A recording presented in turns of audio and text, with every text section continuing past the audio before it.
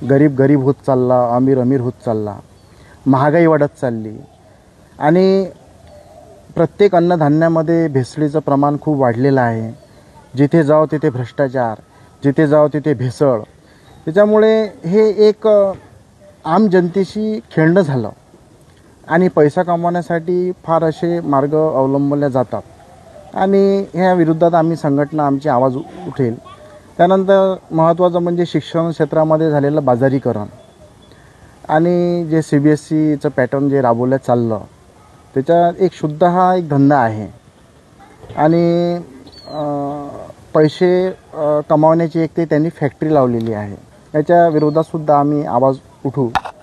आणि जसं आता आपल्या मराठी शाळा आहेत, जिल्हा परिषदच्या शाळा आहे, ह्या पूर्णतः बंद झालेल्या आहे.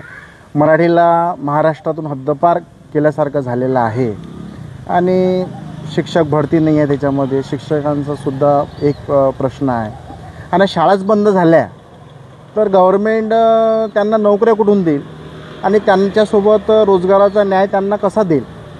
जर शाळा चालू राहिल्या, तिथे जर विद्यार्थी राहिले तर त्यांना तिथे रोजगार मिळेल. जर फॅक्टरीज बंद झाली तर शिक्षकांना रोजगार कुठून मिळेल. असे बरेचसे प्रश्न आहेत. शेतकऱ्यांचे प्रश्न आहेत, बेरोजगारांचे प्रश्न आहेत. हे फार ज्वलंत प्रश्न आहेत. आता याच्यामध्ये आश्वासन देतात आम्ही बेरोजगारी दूर करू, आम्ही कास्तकारांसाठी शेतकऱ्यांसाठी असं करू तसं करू. पण जेव्हा निवडणूक होऊन जाते त्याच्यामध्ये मग हे सर्व या गोष्टीवर विसर पडतो. याच्यामध्ये आर्थिक विषमतेची दरी वाढत चालली.